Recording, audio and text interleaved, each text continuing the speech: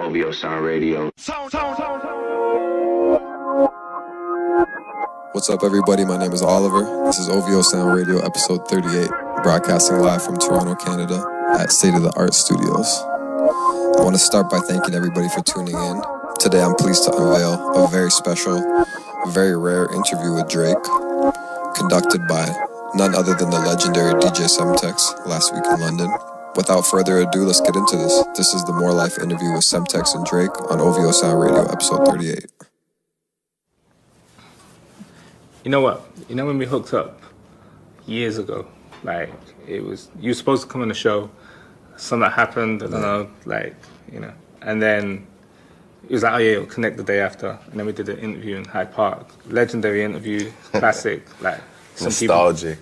Some people tried to imitate, not pulled it off. It was cool, and I said, it feels like you're gonna make history, and you're making history, and it's been a crazy journey, like in the last 7 years.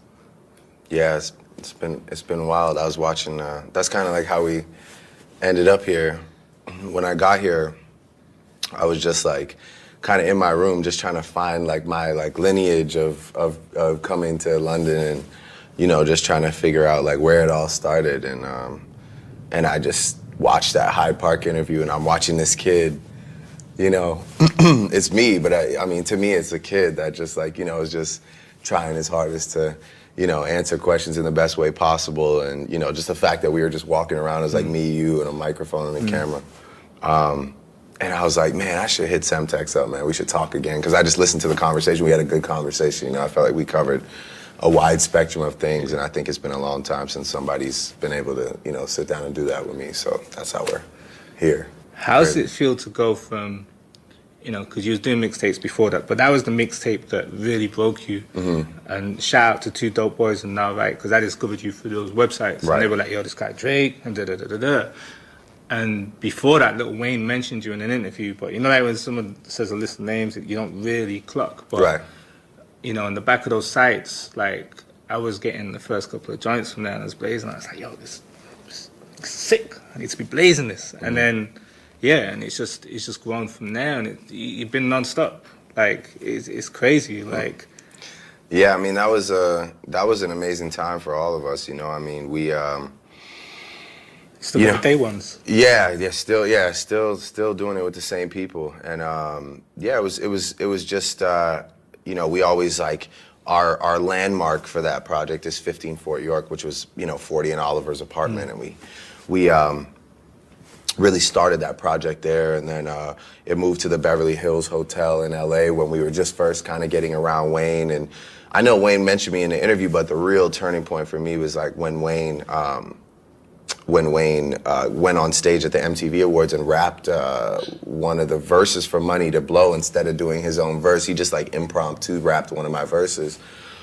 And at that time, people are like, yo, that's like, people from back home who really didn't, I mean, it was just a tough thing to believe. Like, I know he says he's over there, but is he gonna come home with a Lil Wayne record? Is this gonna really happen? Like, at that time, people were like, okay, he just rapped Drake songs. Like, if he gets a Wayne record, this is out of here.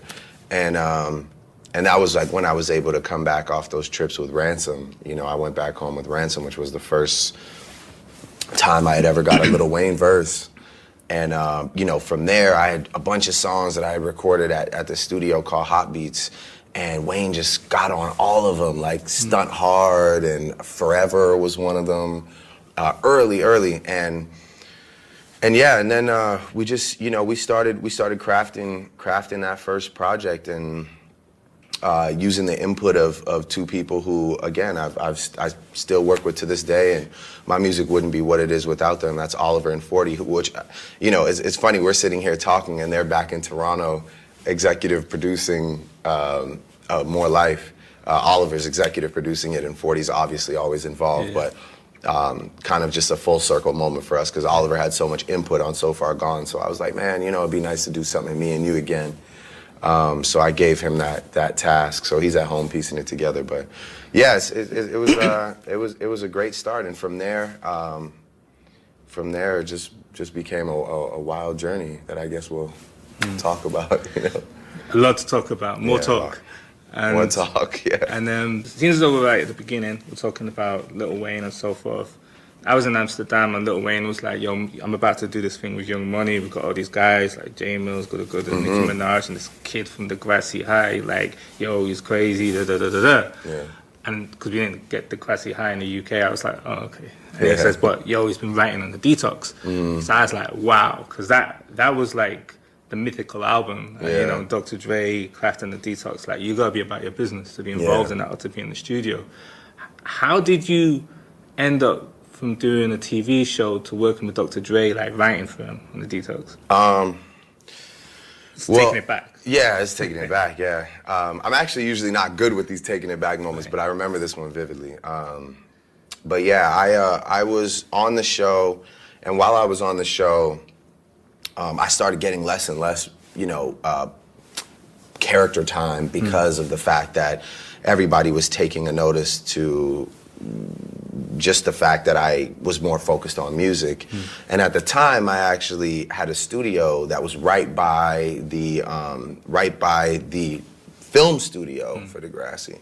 So I ended up working out a deal with like the after-hours staff where I would leave work, go home, get my stuff, which was like, you know, Degrassi was all the way in the East End, which is like Scarborough. That's like a place, like an area of our city. I'd go home all the way back to the city, get my stuff, come back to the studio, I would record, and then around like 4 or 5 a.m., I would sneak back into Degrassi. They'd let me in, and I would go to sleep in my dressing room. Wow. And they, you know, eventually they found out what I was doing and they got really upset. But during that time, I was crafting all these songs, and I had a song that Omen produced it was me and Mickey Fax. Right. Okay. Mickey, you remember Mickey Fax, right? Yeah. And somebody else was on it, man. I think, but so Dre had heard the song, and he had hit me like, man, I need proof that you wrote this. So he's like, it was like I had to fax him the lyrics of the song. Serious? I had to send him a fax message, like from my mom's fax machine in her bedroom. I sent him a fax, and you know, at that time, Detox was going on, and it was just more like he had like just a camp of people, just I guess, you know, churning out ideas and just trying to get, you know, spark something. And I was flown out to record at Record One, which is a legendary studio. And yeah, I was in there for a while. I did a lot of work. Me and 40. Always brought 40 with me. That was like a stipulation in my career. I wouldn't move without 40. So brought 40 and got to meet a lot of great people. Obviously got to work with Dre. It kind of all came to an end when Dre gave me, he brought me into his office. He's like, man, you're doing really good work. And he gave me a $10,000 check. And it was the most money I'd ever had in my life. And at the time I was in a relationship. So I got the money and I like called my girl and I flew my girl down to LA and I was like, oh, we could get a hotel. This is crazy. Like, you know, it was just a joyous moment for me.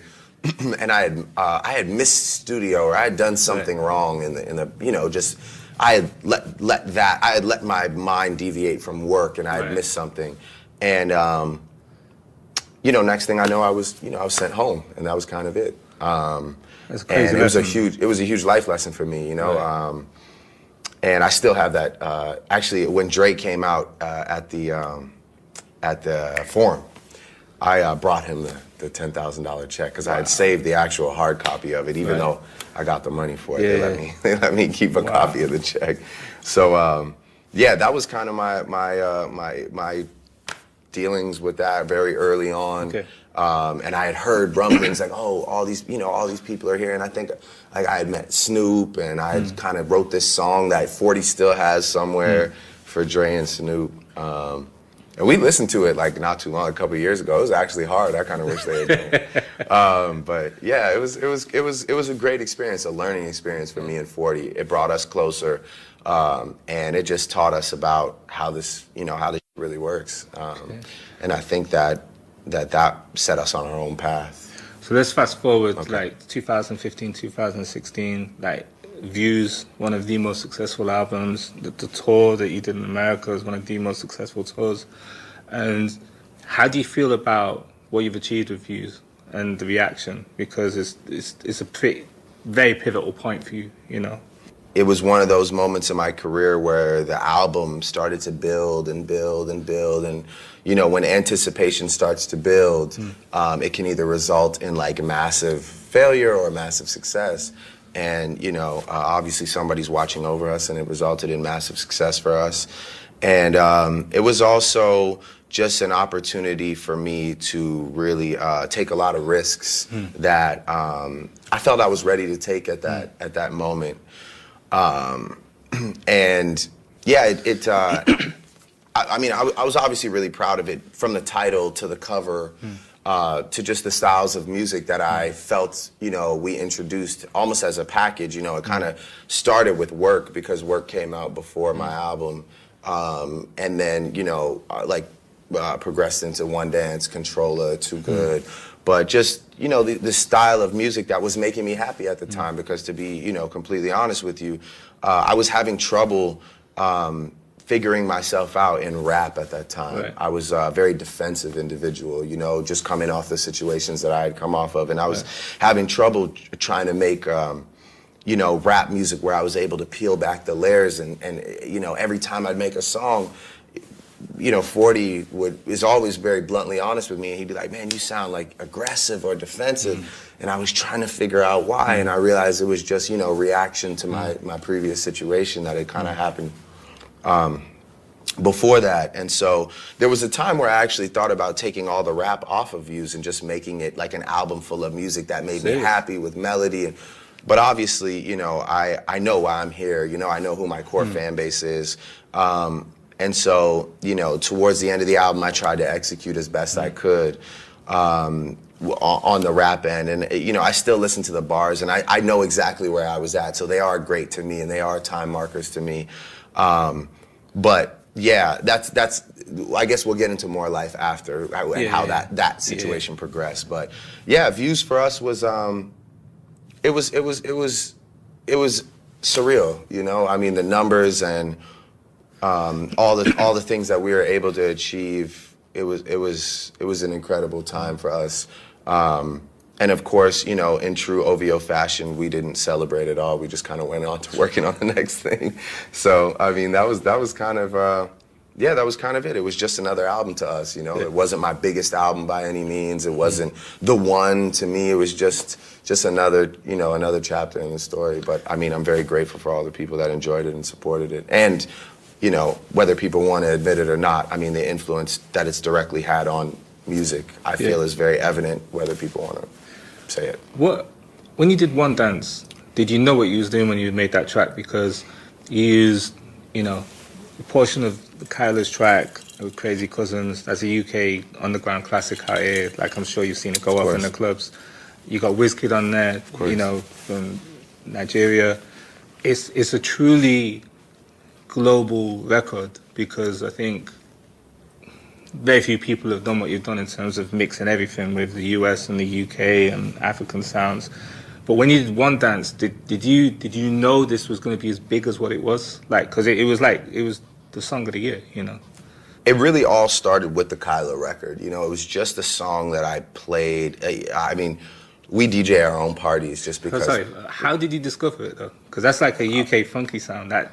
Very insular in the UK. Yeah, I mean, I listen to a lot of music, you know. And I have friends with great taste in music, so I've been personally putting that song in my own playlist and DJ set for like, you know, 4 or 5 years now. I know it's older than that, but even just playing it and having people, you know, what really set something off for me was having people in America come up to me and be like, yo, what's that song you just played?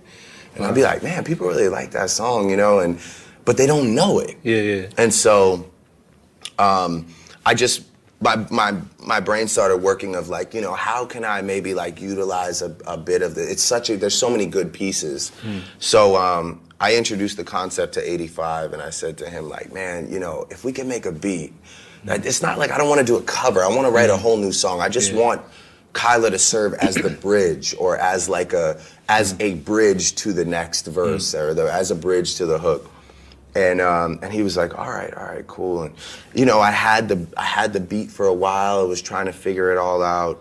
And yeah, you know, at that time I had met Wizkid through Skepta, because we did a remix to one of Wizkid's songs together. It's dope. Yeah, and it just kind of all really fell into place naturally. And when it was all said and done, it was one of those moments, much like Hotline Bling.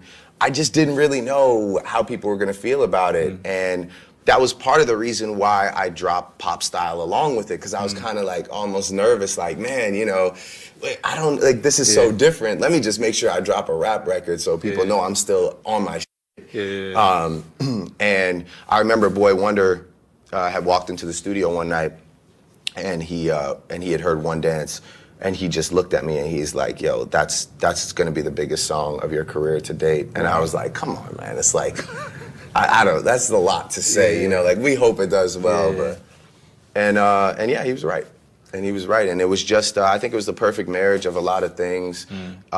You know, so many thank yous to Kyla for just being, you know, so supportive. She came out to like South Africa and shot a movie with us for the song, and you know, of course, Wizkid doing his thing, and you know, yeah, and just the entire UK for just, you know, supporting it, and the world for being open to listening to it. I love that tempo. I love that cadence, those melodies. That's the music that makes me happy in life. So it was great to be able to just to make something like that, and to shine light on a song from the UK that deserves it, because that is truly a classic. So with Pop Style, like, what happened with that? Because when I got it originally, shout out to Morgan, always talked to me about early, but you know, it was Jay-Z and Kanye on it, and then they kind of weren't on it, like. Yeah, I mean, you know, I was dealing directly with Ye, and you know, that's the version that he sent me, and that was, you know, what we had talked about, which was like, he's like, man, you know, this is like Pop Style featuring The Throne, this is huge, and I was excited, you know, obviously anybody would be excited to see them link back up, and then I didn't know what I was gonna hear, so when I heard like Jay had 2 bars, I was like, all right, I mean, it is what it is. It's cool, I like that, you know, it's a little intro, and then Kanye goes off. And then, you know, I'm not really sure the details between that, how that conversation was miscommunicated, or what they were going through at the time, or, you know, what anybody felt towards me, or whatever it was. I'm not really sure, but next thing I knew, it just became a bit of an issue, and you know, from there, I really, you know, I don't waste too much time, so I just was like, all right, cool, I'll finish it. You know, the song is, I mean, I can rap as good as anybody else, so I'll just go finish the song and put forth my own version, because I don't really, like, you know, nobody can ever like dangle anything over my head in this business. You know, I don't play that. So it was just yeah, it just needed to be done, and I did it myself, and yeah, both versions exist. You know, so I mean, and when Kanye comes out to do it at the shows, it goes crazy. And I know he was really upset, because you know, at that time we were working together pretty heavy, and he really wanted to be on the record. But you know, I mean, on the Pablo tour, you know, he said a lot of things that's well documented. But he was also saying about, you know, before the last show, he was talking about how he was sick of not being able to do certain things or whatever, and he was saying everyone should just come together and make music. You know, it's gone from label politics. Is it digital politics now that prevents things from happening? I don't know. I think everybody has their own little things going on. You know, I'm not really sure what he's referring to half the time, you know, because in the same breath, I mean, you know, I went from being like working on a project with him to him sort of like publicly on me and DJ Khaled for being on the radio too much, you know. And it's not a bad thing. Yeah, obviously. But yeah, I'm not really sure. Like, you know, everybody's got their own thing going on.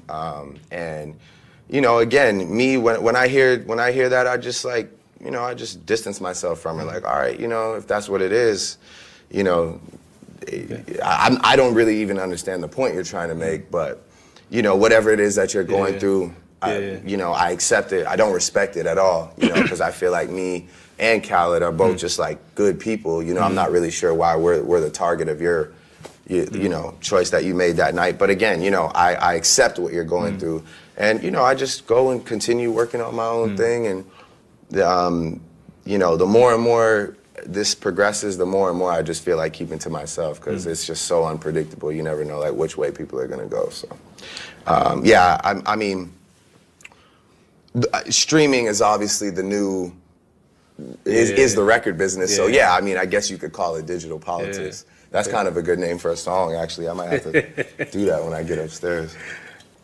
Child's Play. Yeah. Another banger. Thank you. I was in New York recently. It's all over the radio. Oh, yeah? Every 5 minutes. Every 5 minutes. So there's a line on there where you say, "Why you acting light?" Like, what does that mean? Why you like, what, sorry? Acting light.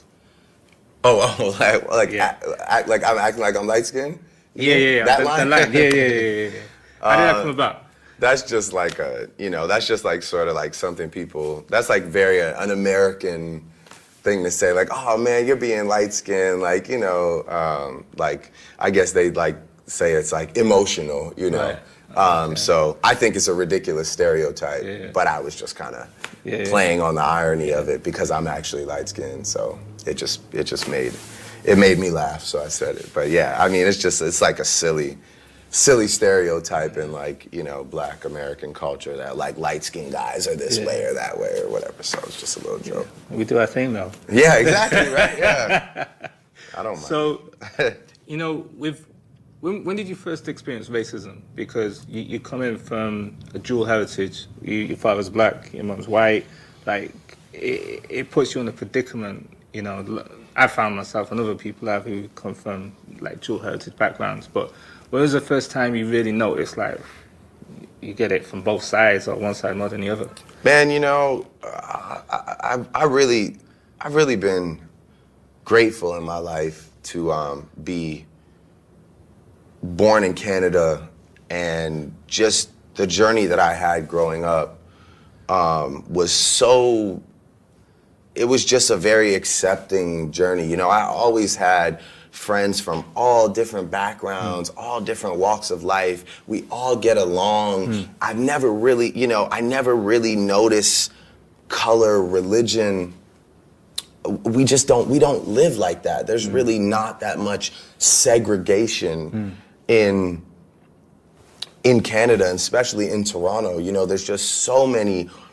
It's like a cultural mosaic, and I know I've said that time and time again, but it truly is. I mean, it's made up of so many, you know, beautiful people from beautiful places, and you get to actually learn, and you don't ever develop like hate.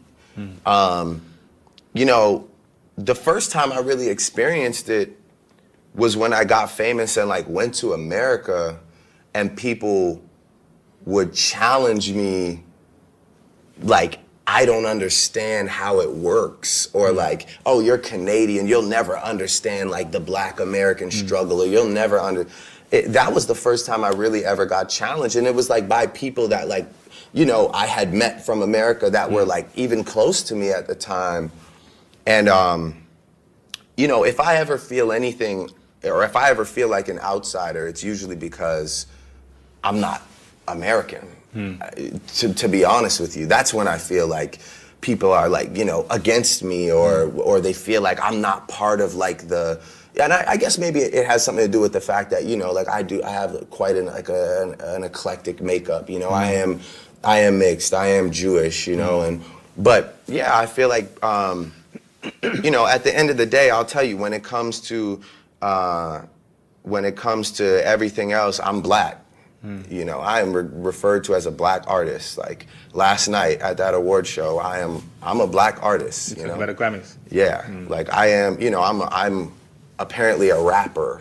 You know, even though Hotline Bling is not a rap song, the only category that they can manage to fit me in is in a rap category, because maybe because I've rapped in the past, or because I'm Black. I can't figure out why.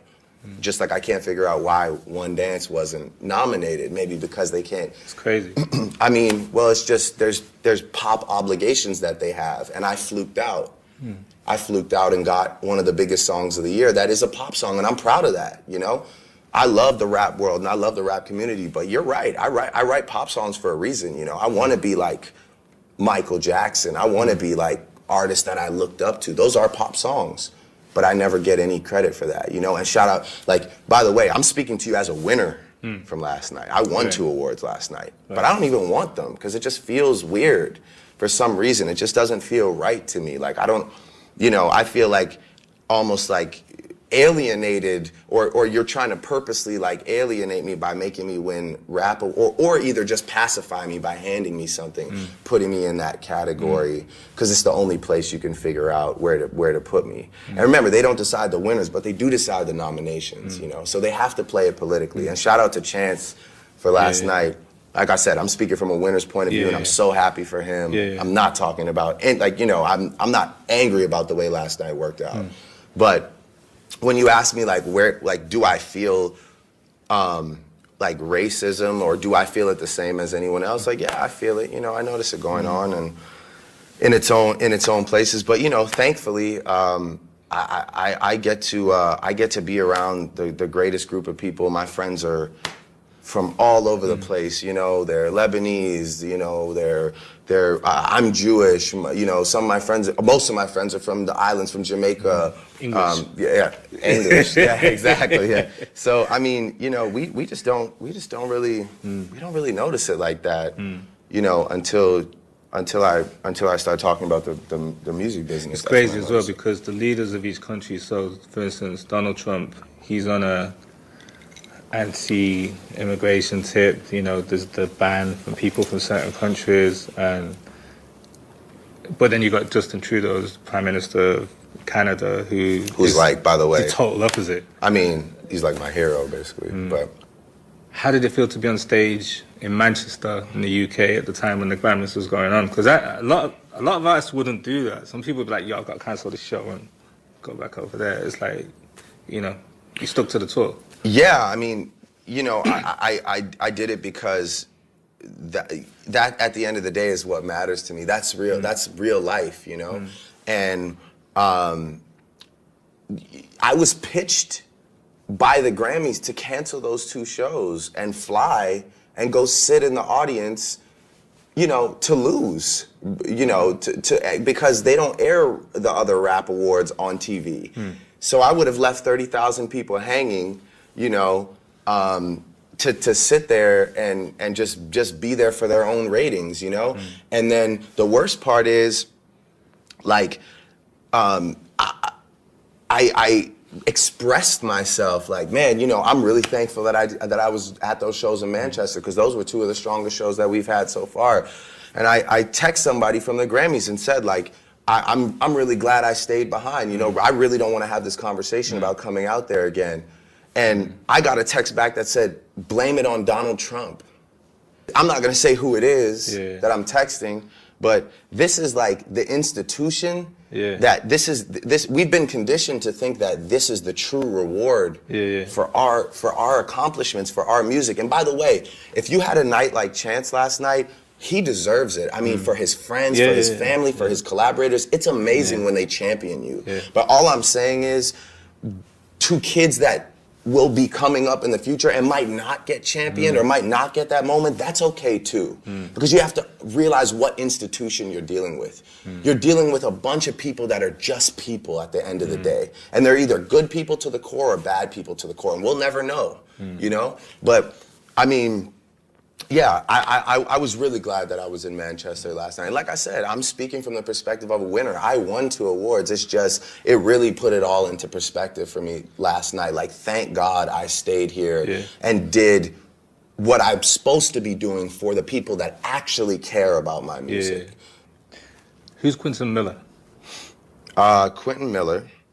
Quentin Miller is a kid that I was introduced to through Boy Wonder. Me and Boy Wonder were working on a project at the time. I had said to him, I really want you to, I want to do a mixtape. I want to do it quick. I want to surprise people. and I want him to executive produce it. So we were working, and we were like, going through the motions of, building a project. And he was like, yo, I got this kid, and, sometimes I send him beats, and he just cooks up ideas. And he's like, yo, his ideas, they're good, He's like, they need work, but they're good. So yeah, at the time, I was like, all right, dope, let's collaborate. Let's line it up, And yeah, I started working with this kid, and I think we ended up doing about 5 songs together in total, a few of which were on that project and a few of which just made their way out. And yeah, I mean, he was a guy that I collaborated on music with, and I'm proud to sit here in front of you and say that, Meek Mill, at the time, due to some issue with Nicki, whatever it was, decided to create a narrative that I don't write my own music, because that was what was convenient for him at the time, and he caught wind of it. It's unfortunate too, because Quentin was being managed by DJ Drama and Don Cannon, who ended up really fucking his shit up, because they were just really just messy with the shit unnecessarily. But yeah, he decided to create this narrative that I don't write my own music. And the reason why I never felt necessarily pressured to sit down and defend myself right away or go do an interview is just because, I mean, anybody that was in those rooms, right, that worked on that project, or anybody that's been in any room with me, period, knows. First of all, knows that I am one of the best writers, period. That is what I do. That's what I'm known for. I mean, I go and write for other people. I write my biggest songs, my biggest hits. The massive majority of my catalog has all been written solely by me, which is a big feat, because music is a collaborative process. And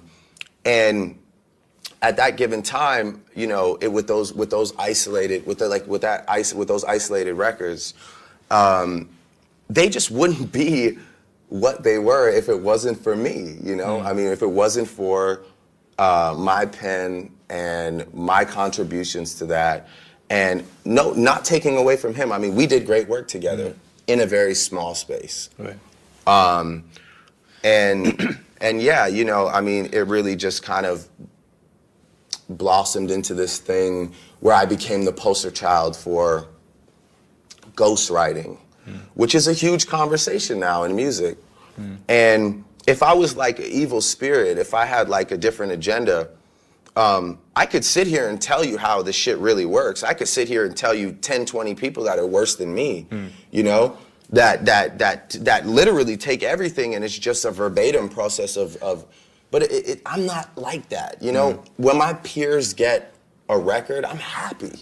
It's great. It doesn't matter where it comes from. I don't care, But for me, it was a big deal, because it just wasn't the truth, And like I said, but if I have to be the poster child for it, and if you choose to after finding out about that situation, discredit my entire catalog or my career, or you were gonna discredit me anyway, so you may as well just go forward with that. And I've come to peace with that, I mean, but yeah, I really when it came to that whole writing situation, I never felt the urge to have to defend myself, because if you ask about any of the biggest Drake records ever, I've done them all. Right. And if you ask about those Quentin Miller sessions, I was there, I was working. There would be no second half of Know Yourself, and the bars wouldn't be as good if it wasn't for me on any of those songs. And we sit down and we talk about cadences, and we talk about which lines to do and whatever, and that's just what a collaborative experience is. And if people are that naive and they think that doesn't go on in music, then you're out of your mind, But because it's me, it was the first chink in my armor that people were like, oh, we got, we got him. DJs were happy. There's people that carried away with it. Well, and that's the thing. And some DJs. Yeah, exactly. Yeah. And that was the thing too. It's it really made me realize how deep this shit really goes, because, there were like these references from our sessions when we'd work together. Yeah. No context to those references at all, but they existed, you know? And that taught me a valuable lesson as well, which is just like, man, I can't trust anybody. You can't leave the studio with nothing, you know? And like I said, like, you know, it was really DJ Drama that got a call from somebody higher up at that time. You know, he didn't have the backbone to say no to this person. And he was like, yo, my guy's getting roasted. You got to give up. You got to give him some ammo to keep, we got to keep Drake down. And that was really when I realized like how deep this really is. And yeah, I mean, that whole situation, you know, it was what it was. And I can sit here right now. You could interview Meek and you could ask him if he thinks it was worth it. I bet he'll tell you no. How did it feel, you know, to see it play out with Meek? And I'm asking this now not because I'm trying to instigate or cause more trouble or anything, but just as a fan and as a DJ seeing it unfold, like for both artists, like yourself and Meek, it was kind of crazy because it was like, I think as fans we all thought everything was cool, and then Meek comes out, you know, and for you personally, though, how did that feel? Because you've been on tracks with him before, you know, the Amen joint and other stuff, you know. I mean, it's just a pattern in my career, you know. There's just this one-sided switch that happens with people. I don't understand it. You could ask me about a bunch of people in this interview, and you could literally ask me what my problem is with them, and I'll tell you, I don't have one, you know. I watched him say that it was about posting an album or some show that I found out about the day before that I couldn't get to in time. It's not about any of that.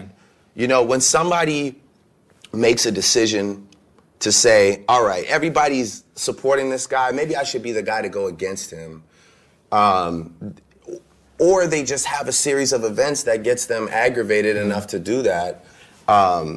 That's what happens, you know? And unfortunately, on display for the world, that was a terrible, impulsive decision because you weren't ready. And in my mind, you know, I study the game, and not only that, but I'm a very calculated thinker. I'm sitting here thinking you're ready for it. I was sitting here, like my mind was going 1,000 miles a minute. I'm thinking this goes so high up that I'm about to see the craziest shit I've ever seen. I didn't know who was gonna be on a diss track with him or what he had ready. I thought this was like 3 months in the making, and I'm just like getting blindsided.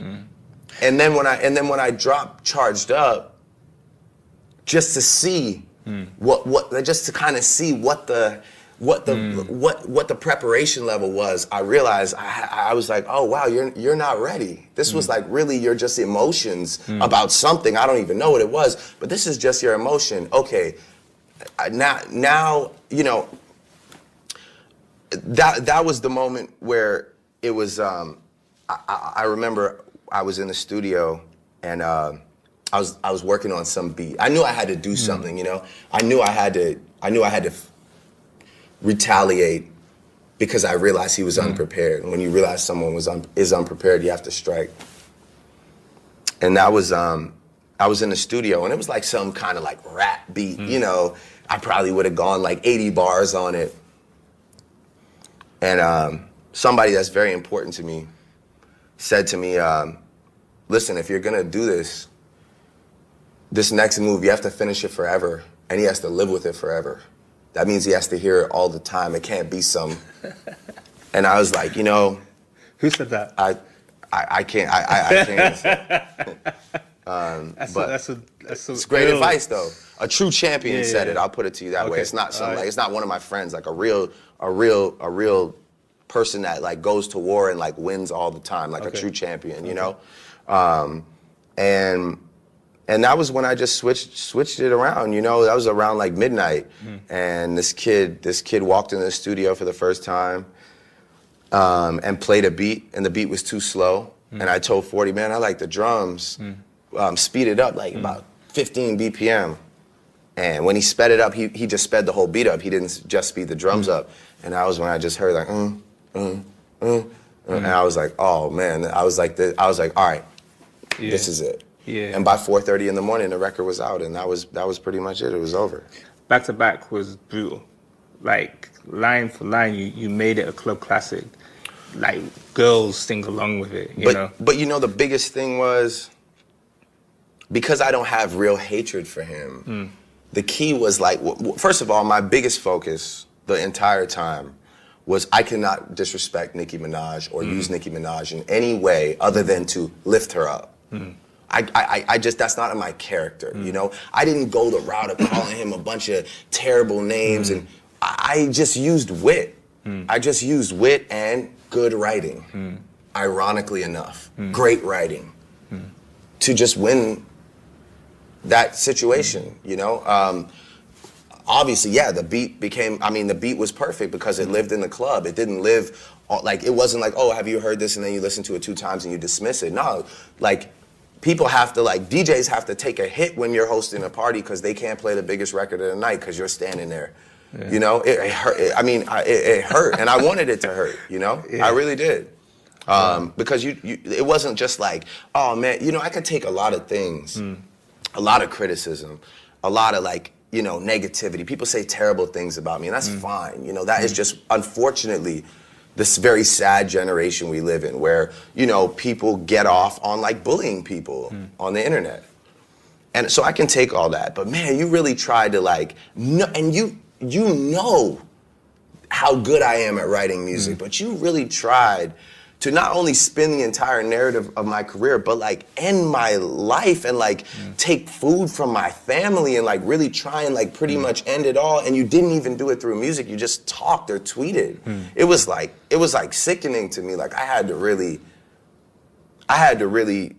get revenge on that situation. And like I said, you know, like I respect revenge when it's warranted, and that was just warranted, you know, and it was what it was. And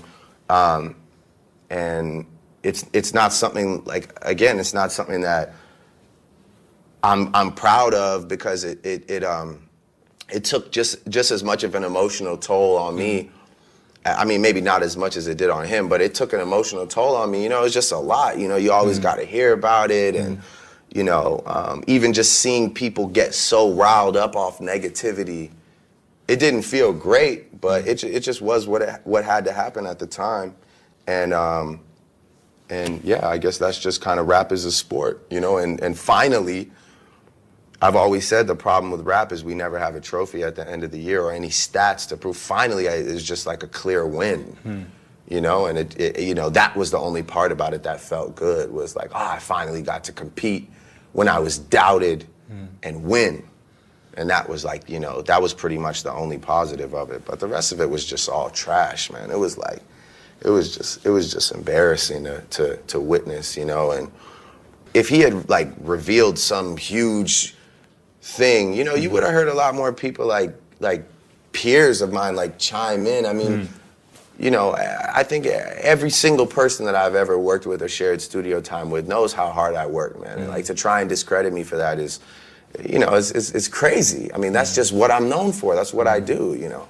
So Jay-Z and Nas, they said some savage things about each other, like, you know, and it's been brewing for years, like back to back. There's a lot of subliminals that was going on. Now they're friends. Now they work together. Do you think you'll ever see a situation like that of yourself and Meek, like time heals all wounds? Well, Jay-Z and Nas said some crazy shit about each other. Yeah. I mean, they went really deep and personal. Yeah. Our thing wasn't that bad.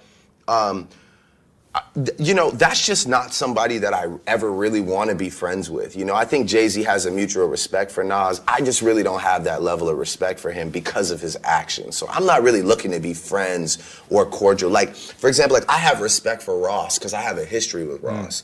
With Meek, you know, I did a lot of things. Like I put you on your first tour. I flew to Philly to shoot the Amen video with you. I was always there. We were always supportive, and you just chose to flip.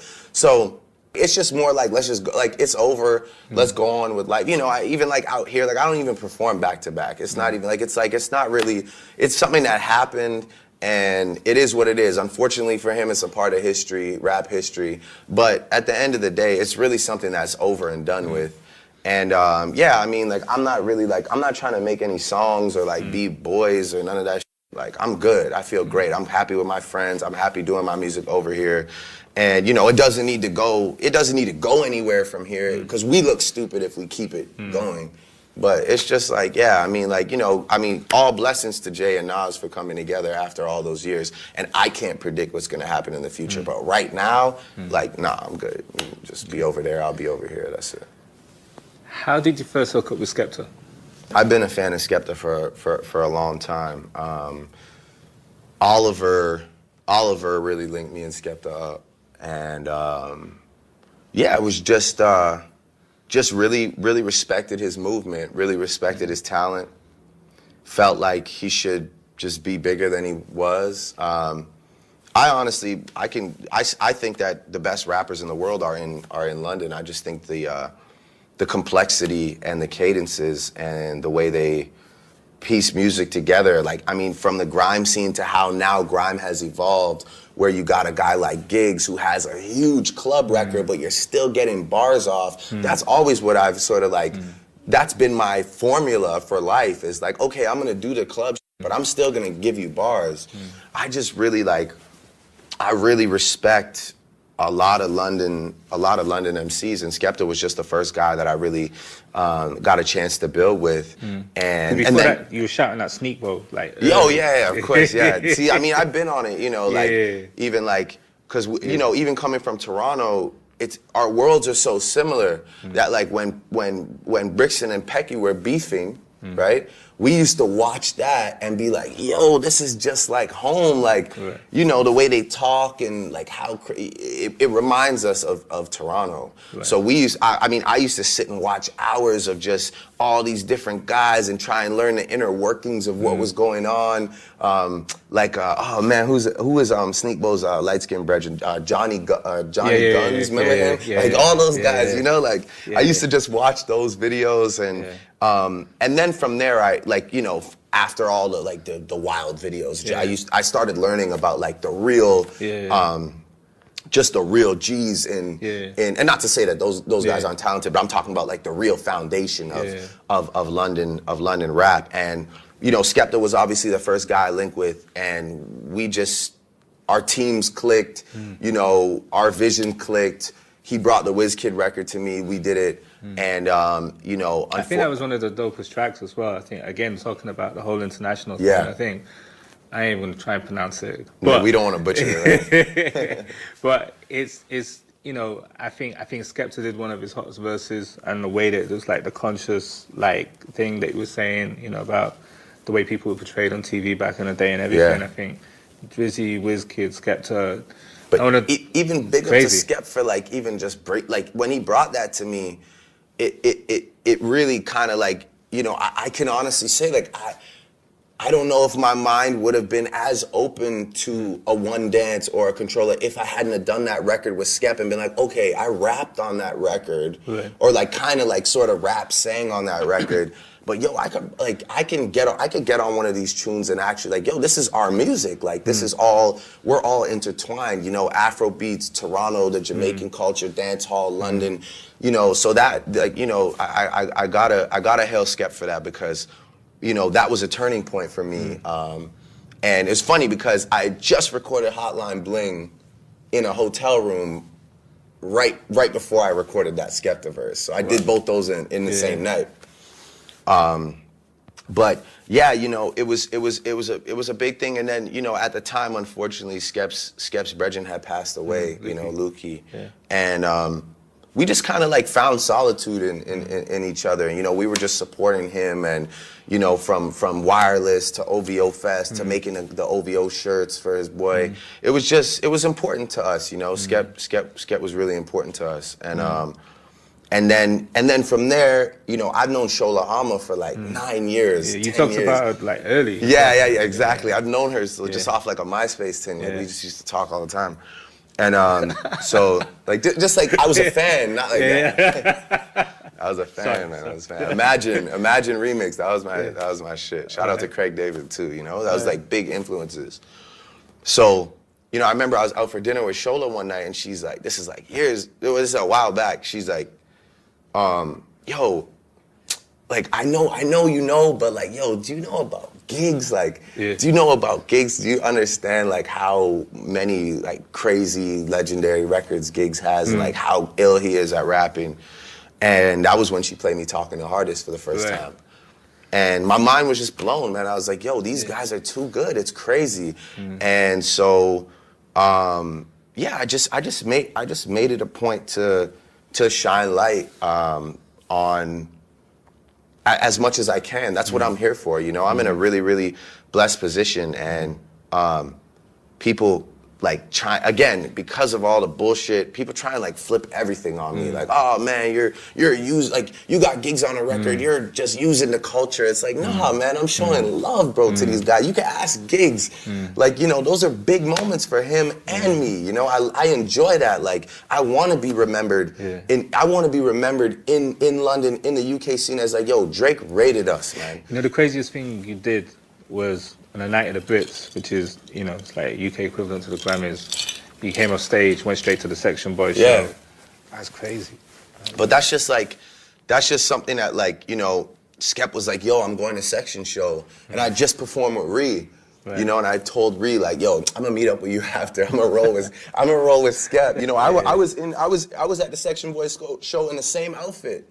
You know what I'm saying? Like, so I mean, yeah, those are just things that are really important to me, man. Like, I love supporting, you know, like Section, the Young Gunners, Dave, AJ Tracy, you know. How did Wanna Know come to your attention?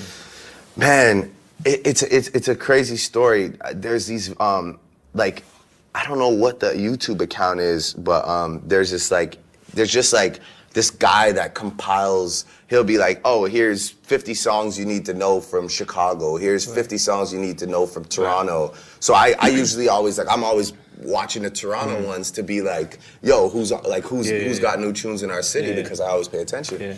And then he did a London one.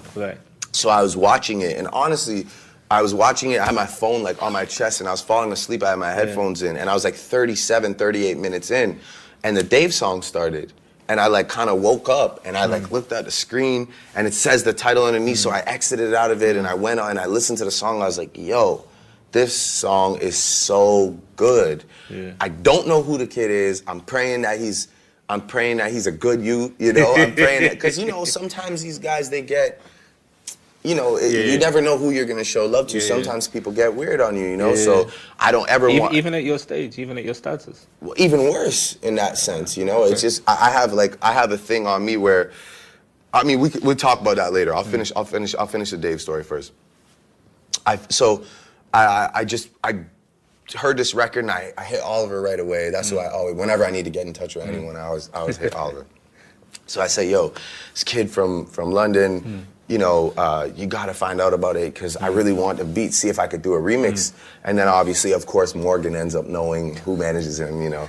So yeah, we just put it together like that. And then on top of it, the cherry on top was just that everyone was like, yo, that kid's a good youth. You know, he's a good kid. That's dope. Yeah, and so yeah, I just did it, sent it back to him. We played it on OVO Sound Radio. We put it up on Apple Music and all that, and it was great, man. It was just a great moment for both of us. But yeah, I mean, just to go back to what you were talking about, it's like, you know, I feel like sometimes I'm fighting against like how big it's all gotten for me.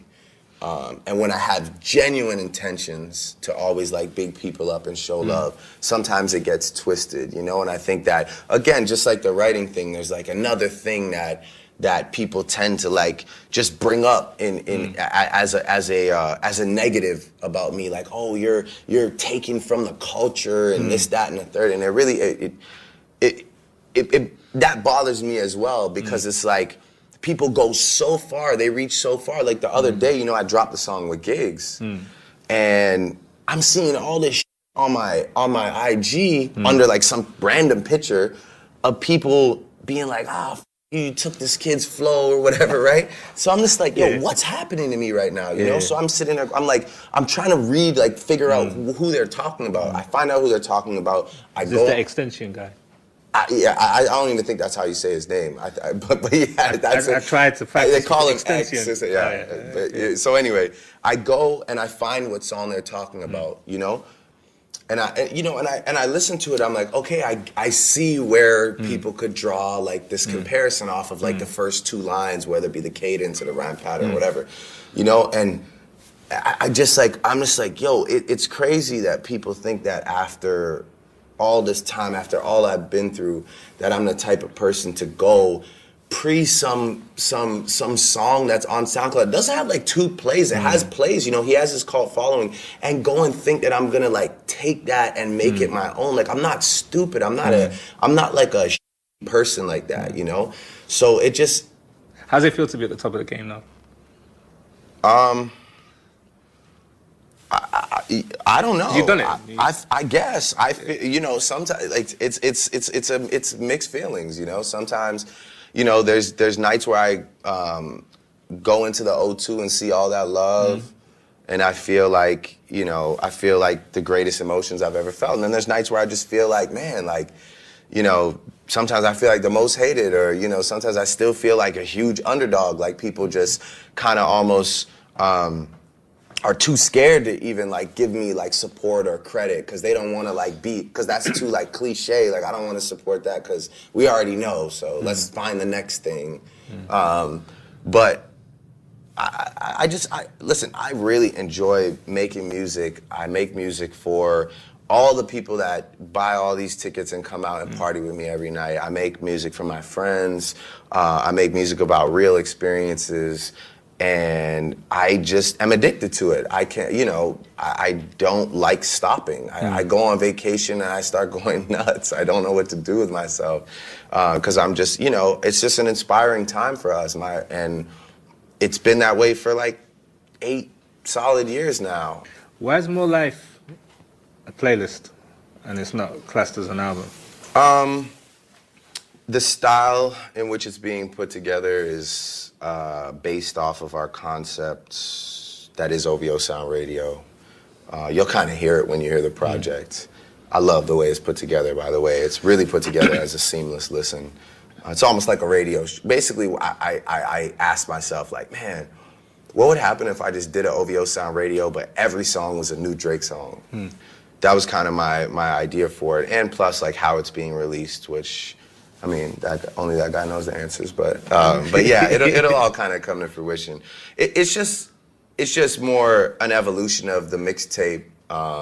You know, it was kind of getting tough to be like, hey, I'm dropping a mixtape, but it's for sale on iTunes. It's just kind of like, oh, so that's your album. And I really didn't want people to say, this is my next album. You know, Views was my album. This is something that after Views, I was just inspired. I wanted to, you know, keep the music flowing. I want to keep people excited. Giving people the story to my life, and you know, I don't do this too often. I don't sit with people. Like, I just don't. I don't really enjoy it. I like to just save it for the music. With More Life, you got gigs on there. Massive look. That's like because Gigs is official out here. He's one of the realest. Right.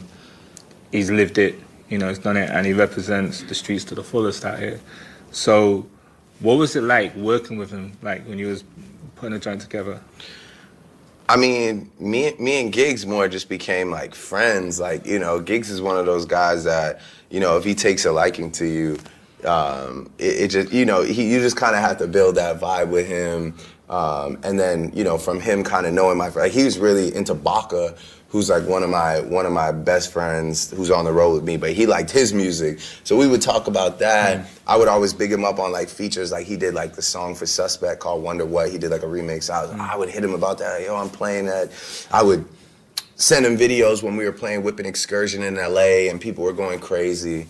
And it just kind of built from there, like a real genuine friendship. And then, we kind of got into this thing where it would be like, yo, like I'll send you something, and then he'd send it back and he'd kill it. Right. And then I was like, all right. And then every time I got in the studio, I'd be like, yo, I'm gonna send this to Giggs. Me and Giggs have like 3 or 4 songs. I mean, one's for his project. I got 2 on More Life, and then another one's just kind of there.